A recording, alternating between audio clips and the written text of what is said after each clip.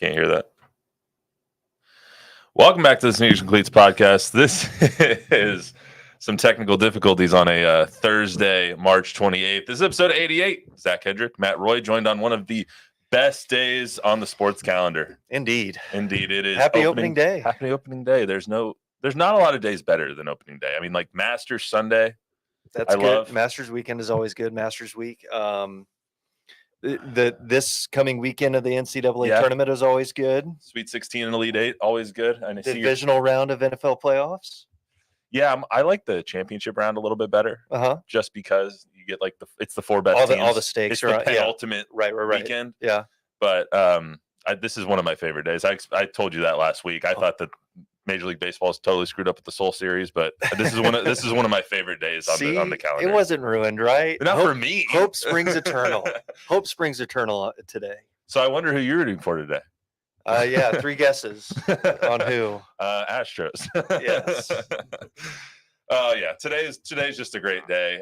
26 teams are going to be in action today. 2 games already rained out in the Northeast area. I think it was the Mets and the Phillies both rained out today. Yep. So they'll get their season started tomorrow. Everyone else underway today. Dodgers are going to be playing the 3rd game of their season today, which is weird, but I digress.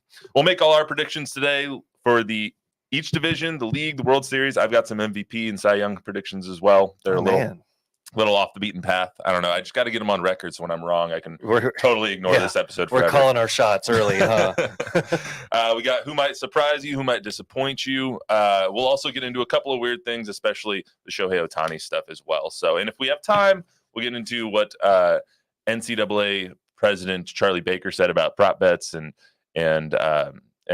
college athletes, and if you should be able to bet on college athlete props. How do you know when you're out of time? What? How do you know when you're out of time? I just don't want us to go for too long. Okay. Those are the early days of Sneaker and Cleats. We went for like an hour, and I was like, God, even I don't want to listen to this. So now here we are, stopping at about 30, 35 minutes, depending on how many digressions we get into. You're no Rogan. Here's what no Rogan, that's for sure. Hey, Joe, if you ever want to come on, more than welcome. Just up the road. Joe, let's have Let's just make sure we don't confuse Joe Rogan and Dana White. Oh my God, I saw that. That was crazy. Oh my gosh. Oh my God. I didn't want to say anything, but it's just like, That was the XSP ESPN. Sage Steele. Yeah. Oh my God, that's so dumb. How do you even do that?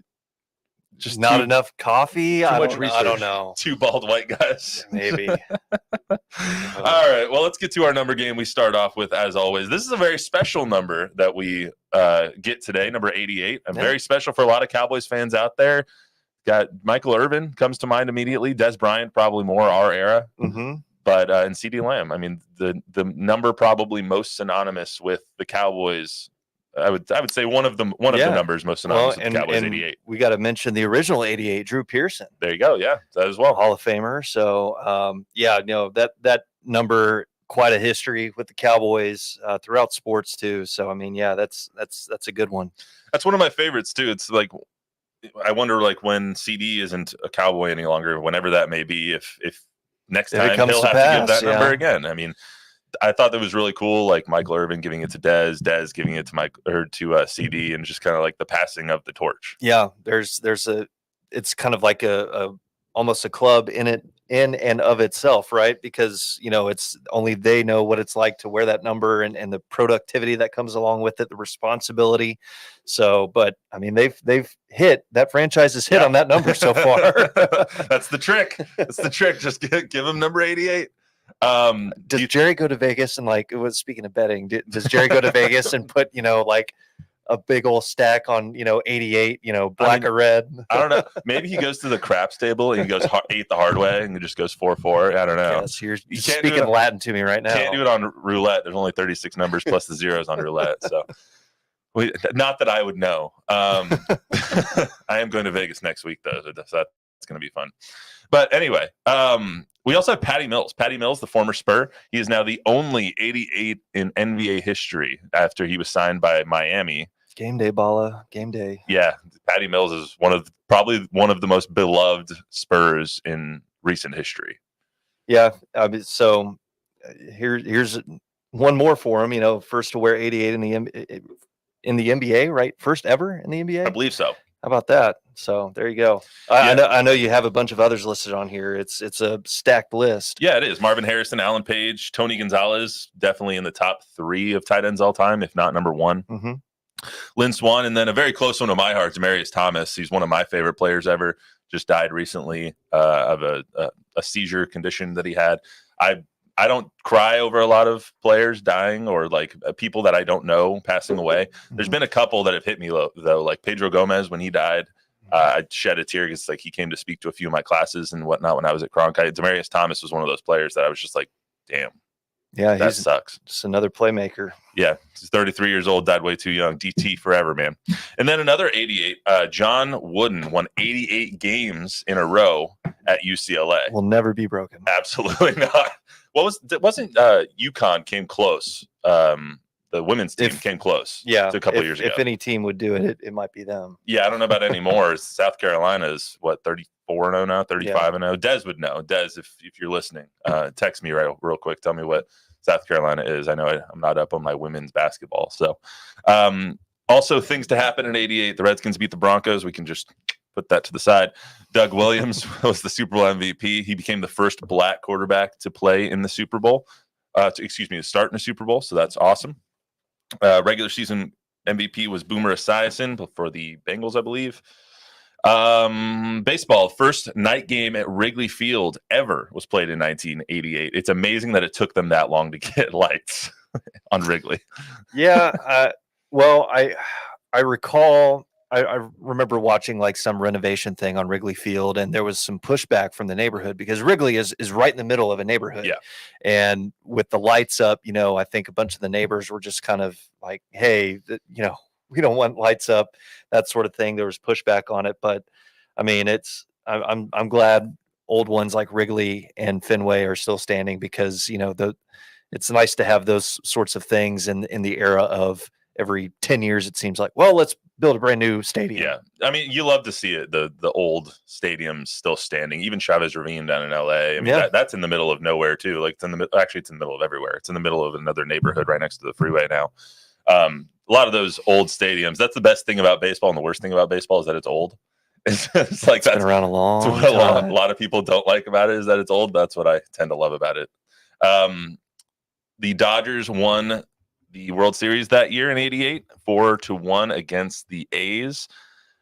Kansas defeated Oklahoma in the NCAA tournament, 83-79. Sorry, I want to laugh for it. I mean, but man, that game, just looking at it, kind of a who's who. I mean, you had Danny Manning and the Miracles, and then Stacey King was on Oklahoma. So was Mookie Blaylock. Stacey King went on to play for the Bulls. I mean, win 3 championships with Michael Jordan. So yeah. I think it worked out for Stacey King in the end. I would say it worked out pretty well.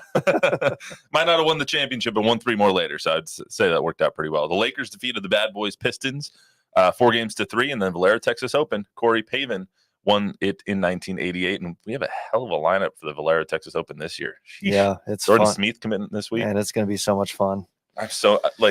I'm happy that I'm going out of town next week, but I'm really sad that I'm not going to be here for that Valero Texas Open. Not being around. Yeah. I'm going to be watching it from Circa in Vegas. I'll be watching it up at Stadium Swim. Crossing our fingers for good weather. Yeah. Oh, absolutely. Kind of like opening day. You just have to cross your fingers for good weather and hope. Yeah. Well, it's so weird playing baseball in March because, like, if the Rockies are playing at home, it's like you might have snow in the forecast. I remember, like, some game, it might have been like Detroit and Colorado. They were playing, and there was like a snow flurry. Yeah, I think it was one of Miguel Cabrera's last years. It was just I think 2 days ago in Minnesota, it was pouring down snow, just dumping snow in Minnesota, and they were like, Hopefully this goes away by Thursday. We'll see. Yeah. All right, let's get to some predictions here. Opening day, one of our favorite days on the sports calendar. We will talk we will go through all the divisions, a little bit of the playoffs, pick our champion in each league and the World Series champion. Let's start with the AL East. I don't know how the Orioles don't win. The Yankees obviously made the big move about getting Juan Soto. The Rays are always good. The Blue Jays have been really good. They're also still really young. Red Sox might bring up the rear in that division, depending on what you think of the Red Sox. I think the Orioles made the move for Corbin Burns. They're so young. They have Jackson Holliday, who's going to make his MLB debut at some point this year. Might be in the conversation for AL Rookie of the season or AL Rookie of the Year as well. they're just so young and so good. I don't see how they don't win 95 games or so. Yeah, and I mean they made the playoffs last year, so I mean I know we talked about it a couple weeks ago where teams who make the playoffs the year before don't usually do it Yeah. again. But I agree with you. Orioles are my pick, especially with Garrett Cole starting the year on the IL for the Yankees. That pitching staff needs him. I mean, it revolves around him. Yeah. Sure, they have the bats, but it comes down to pitching that gets you through the regular season, I think. And I really like the Orioles. As you mentioned, it's a great young core. Adley Rutschman at catcher. You mentioned Jackson Holiday, who's going to be coming up. They have a lot of young studs. So, I mean, they got that first taste last year, and now with Corbin Burns leading the way, it should be good for them. Yeah, Adley Rutschman's everyone's popular MVP pick too, because he's probably the best or maybe the second best hitting catcher in the league right now, behind Will Smith out there in LA. So, I mean, his offensive numbers are going to be great. If he can play 120, 130 games this year, I think he might get it. Mm-hmm. That the team's just stacked. And the Yankees, I always have apprehensions with them just because of their injury history. You never know how many games Judge is going to play. You never know how many games DJ LeMahieu is going to play. Is Soto going to actually use the right field porch, or is he going to keep trying to go to dead to center like he usually does? It's just going to be a weird kind of dynamic with the Yankees. That said, I wouldn't be surprised if the Yankees did win it. Yeah. I mean, they're one of the best teams in the league. I think their win total is at like 96, something like that. Like it's they'll be up crazy there. I mean, yeah, barring injury, they got hampered by injuries early last year, and I know that was kind of everybody hitting the panic button up there in the Bronx. So, all right, AL Central, go ahead, you first. It's almost like process of elimination. Who won't get it? Tigers, no way. Guardians are kind of they might be a surprise. They might sneak in there. So I think I'm just going to ride with the ones who got there last year, the Twins. An exciting ball club. Johan Duran is a beast of a closer, throws 102 and just makes it look easy. Yeah. So I know that's a bullpen guy, but man, when you have him to rely on at the back end of a game, that's always nice to have. Yeah, absolutely. I'm going to go off the board and pick the Royals. The Royals is a wild card. I'm telling you, the Royals had one of the worst records in the league last year. They spent a lot this offseason getting those middle tier guys, Michael Wacha's of the world, Seth Lugo's of the world. They also have probably one of the best young players in baseball right now, in Bobby Witt Jr. Yeah. You'll see later, I'm very high on Bobby Witt. I also married someone that's from Kansas City, so if I don't pick them, she's going to be mad. But is Jordan a big Royals fan or not as big as the Chiefs? She's not as big of a Royals fan as the Chiefs fan, but she does like the Royals. So like when 2015 happened, it was just like, Royals all the time. She went to the parade. Awesome. Yeah. Very cool. The Y'alls is what she calls them. The Y'alls. But that's not really why I'm picking them. I just think that division is so open. The Guardians, like you said, could be up, could be down. You never know with them. Mm-hmm. Jose Ramirez, great, but what else really do they have? They got the Naylor brothers. I think the Tigers are interesting. A lot of people are picking Tariq Skubal to be their Cy Young pick. He had a really great second half of the season last year. With Spencer Torkelson, ASU Pride there as well. I mean, we'll see with the Tigers. We'll see with this division, really. I just don't believe that the Twins can repeat because this division is so up in the air. So I don't have the Twins making the playoffs, but we'll get to the wild cards here in a second. AL West, I'm going to go with the Rangers. I'm going to guess you're going to go with the Rangers. I don't know. They are hit by injuries to start the year. I mean, Nathaniel Lowe is starting on the IL, their first baseman. I mean, yeah, you have and Corey Seager and Josh Young coming back late. I mean, yes, they did get like 2 at-bats each in spring training before they left Arizona. And baseball guys are creatures of habit. So not having, I mean, I'm not too worried about the World Series MVP. He should be able to come around once he kind of sees a few pitchers and gets his timing down. But it all rides on the pitching rotation. Can they just maintain? And all things being equal, you got to stay healthy. And hopefully Max Scherzer and Jacob deGrom don't fall apart like they usually do.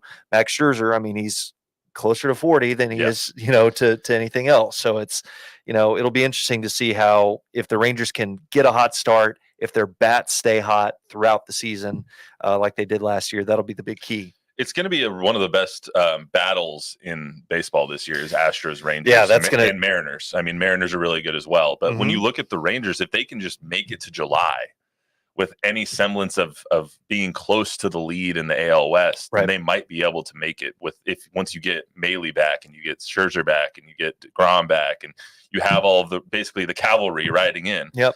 But the Astros have those same issues. McCullers is out with an injury. Verlander setback with his shoulder. I mean, they have those same kind of problems with the Astros as the Rangers do. But the thing the Rangers, I think, have is someone that we were just talking about, Wyatt Langford and Evan Carter. I mean, you have these young bats that are going to supplement, that are young, and Josh Young as well. He was a rookie last year. So, I mean, they just have these young bats who don't know what they don't know yet, and they could go on a tear to start the season. You never know.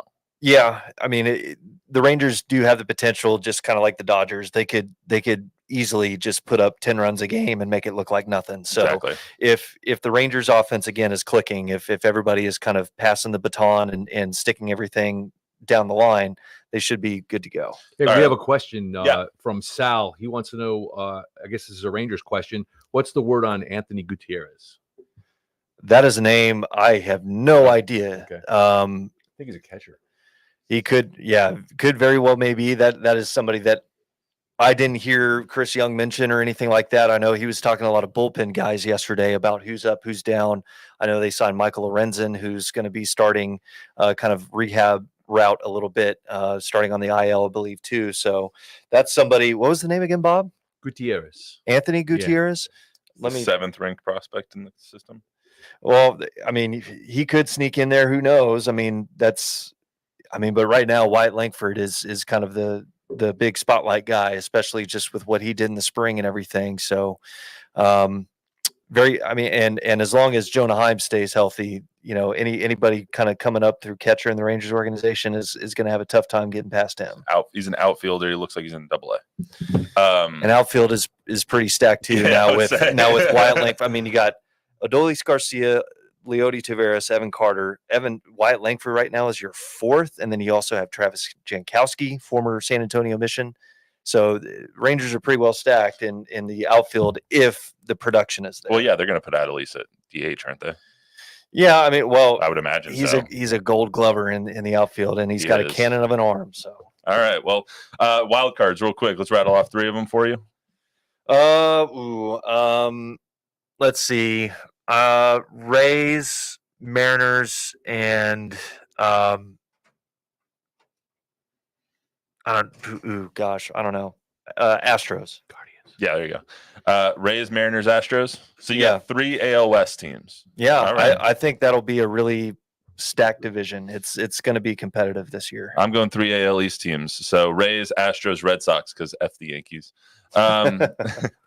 I already know I'm shooting 5 for 6 right now. The Red Sox, they're not making the playoffs, but it's fine. It's fine. Everything's fine. I don't know why I put NHL predictions on here, but NL predictions. The East, I don't know if you can pick anyone else but the Braves. Yeah. You might be able to convince yourself about the Phillies, but the Braves are far and away the best. Phillies, who I would put up there. Braves, yeah, just again, it's a tough out 1 through 9. It's ridiculous. And then their Spencer Strider and their rotation is pretty strong, pretty solid. So I like the Braves coming out of that division. Yeah, I like the Braves as well. Their lineup is, I think their lineup is deeper than the Dodgers is.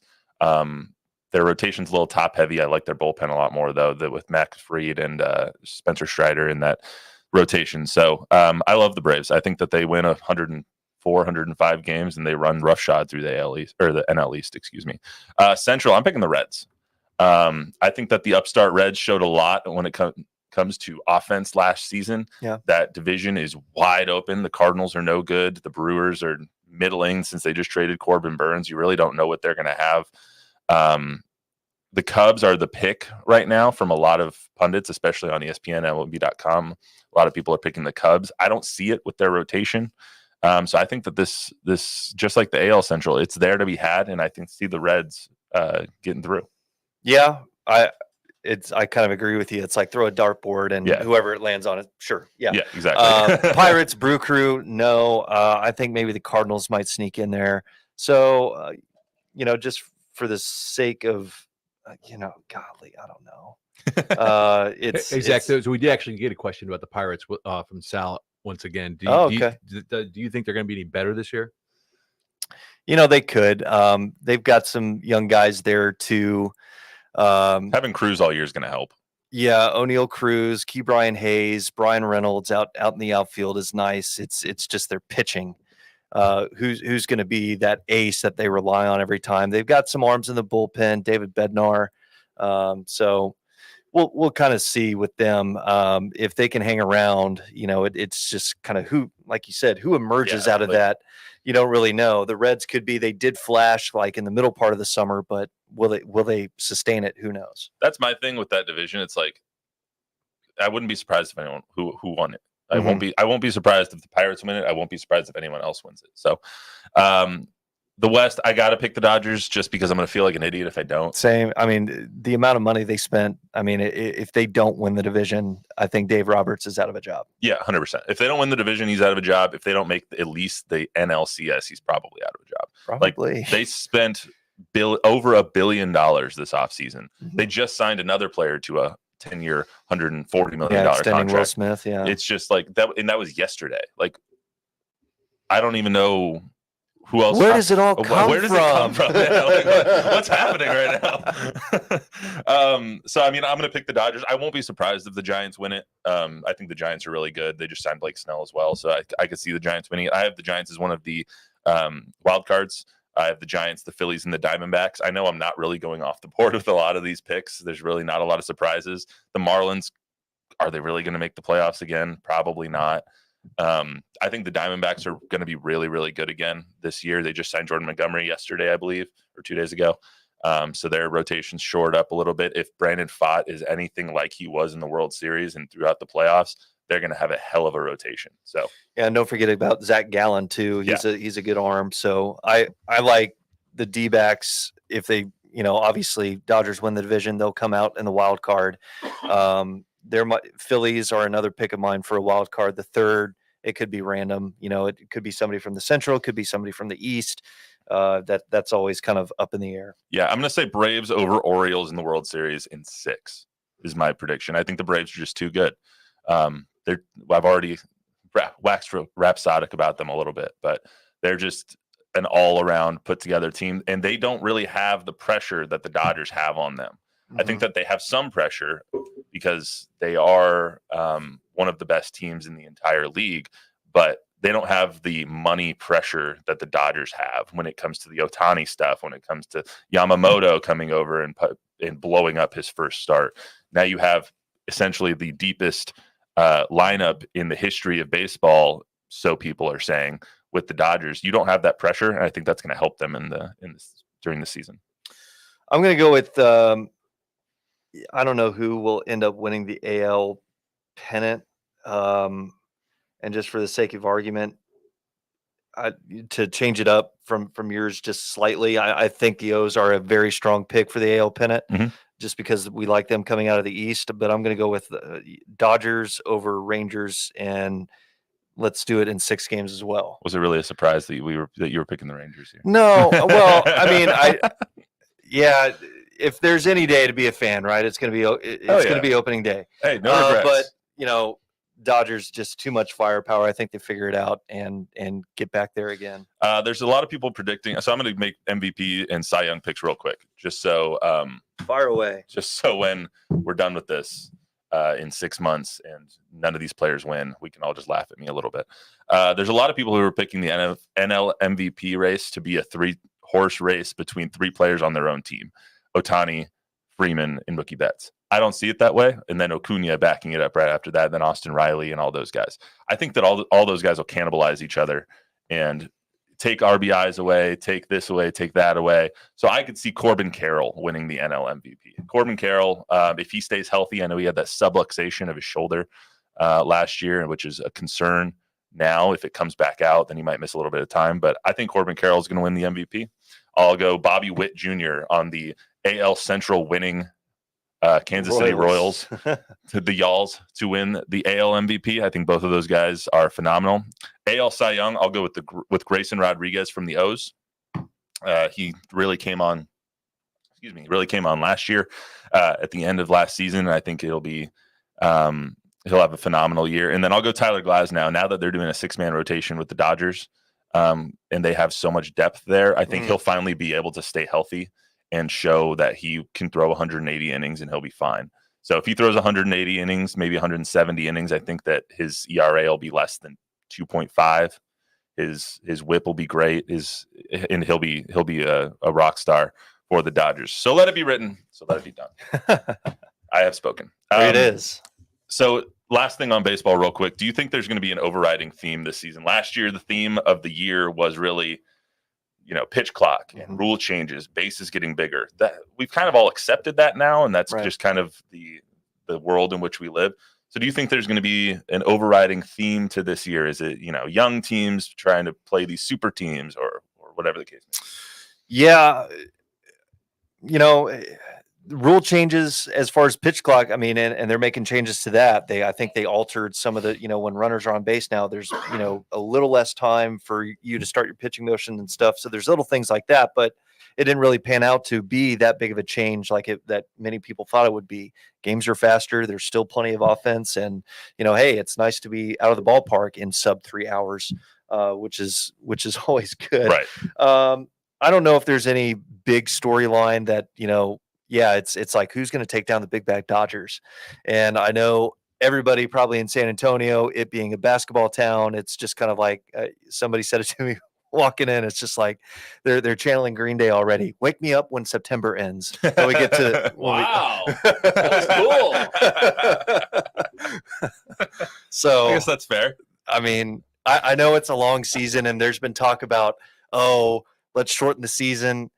Yeah, it's a slog, but that's the reason why you play 162 is because there's no arguing at the end of the season. It's just like, did you win enough or not? Yeah. And that's why you get into the postseason. That's why we love baseball. I think the overriding storyline until it ends is going to be Shohei Ohtani. Sadly, and unfortunately, that's what's going to happen. And who's going to take down the big bad Dodgers might be someone on their own damn team. If nobody has figured this out or has seen the headlines, I'll just do a very brief synopsis of what's going on. Essentially, Shohei Ohtani's interpreter, so Shohei says, stole $4.5 million out of his accounts to pay an illegal booking operation and gambling operation in California, which is a state where gambling is illegal. Sports gambling, at least, is illegal. And now everyone is suspecting, did Shohei have anything to do with this? Right. And if he did, it's the biggest story in MLB history. And if he didn't, then this is all hubbub about nothing. But this is Pete Rose to the nth degree. Right. I don't know if you saw what he said, but that's kind of a tangent to that. It is kind of a weird cloud over the start of the baseball season. I mean, this is Major League Baseball's biggest star right now, not just here in the States, but internationally, all over the world. And now he's, caught up in all this. There's a lot that we don't know right now. What I do know is that it's an absolute mess. I mean, it's just, the interpreter says this, then Shohei's lawyers came out and the Dodgers said, no, this is actually what happened. The federal authorities are involved. This bookie is under investigation by 3 different federal authorities. So it's like, okay, it's like, hello, what? I mean, come on. Where there's smoke, there's fire. Yeah, exactly. There's something going to come out of this, and you just hope that Shohei's telling the truth, because if he gets caught up in this and ends up on the wrong side, then it's just kind of like, oof. How does baseball recover from a hit like that? It just stinks. It stinks the high heaven. The entire situation stinks. One, his story changed last week when it all came out. First it was Masuhara. Right. Didn't the team change the story or something like that? I think Ohtani's people changed the story. Right. Ohtani was Ohtani's people was you're not saying that. Right. No.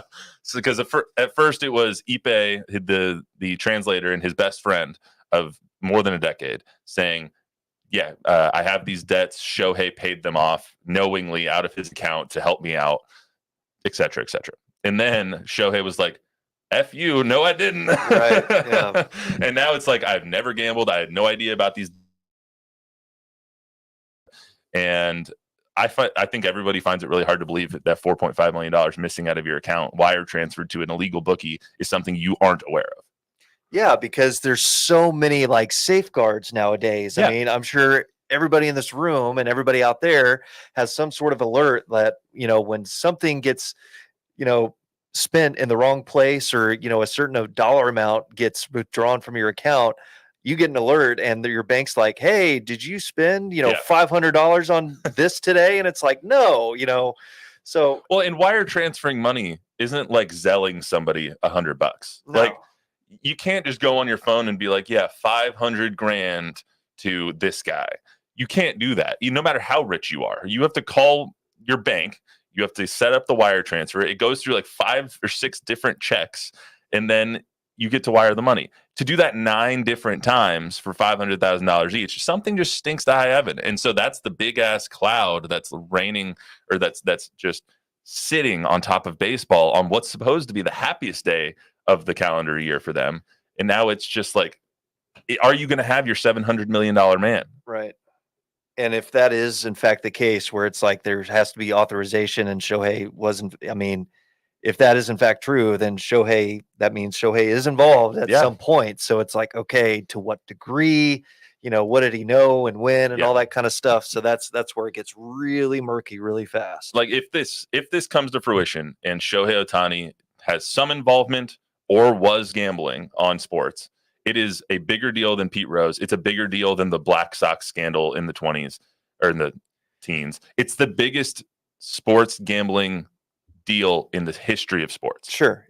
I mean, it's not that he can't bet on sports. He can bet on everything besides baseball. Like, I don't know, can you? I think in MLB, it's just like you can't, like, if you were caught fixing games or betting on baseball itself, that is where the hard line is. It's the Chicago White Sox, it's the Pete Rose. If you get caught betting on baseball, that's it, you're gone. So I think he can maybe do other stuff. I believe he can maybe bet on other sports. But yeah, if you're caught messing with baseball, then that's just, MLB has that hard line. Nope, sorry. Yeah, and unfortunately, it's going to be a talking point on 160 Dodgers games whenever they play. Yeah. That's what's going to be talked about on, and I say 160 because they've already played 2. And it was a talking point on those 2 because it broke literally before they pitched.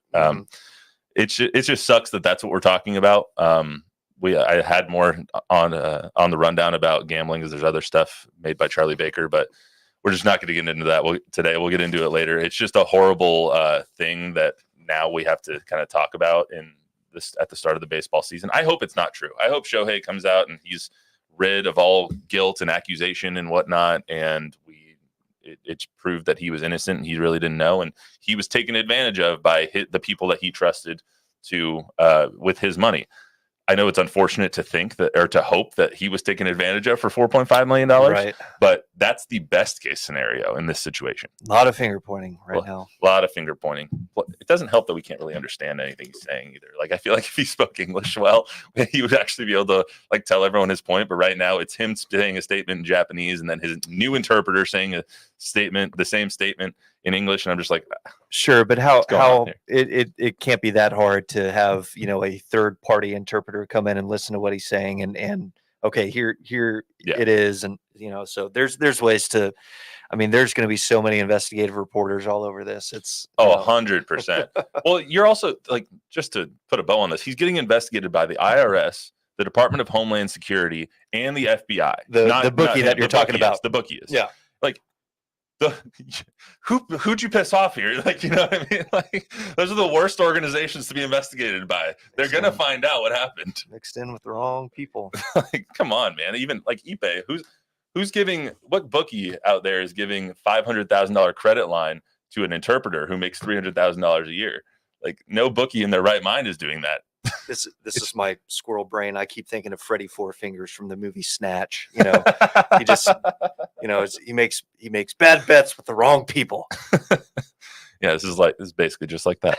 All right, that's all we got for you on this edition of the Sneakers Cleats podcast. Hopefully, everyone enjoys opening day. Ignore the show. Enjoy the games, everybody. Enjoy the games. Go Red Sox. Go Rangers. Remember to download, rate, review, subscribe, give us a 5-star rating, tell a friend, tell an enemy, and go Astros. For those of you that are Astros fans out there, if you like the Yankees, I'm sorry, it's the wrong podcast for you. We'll see you right back here on Monday. Till then, everyone have a good weekend.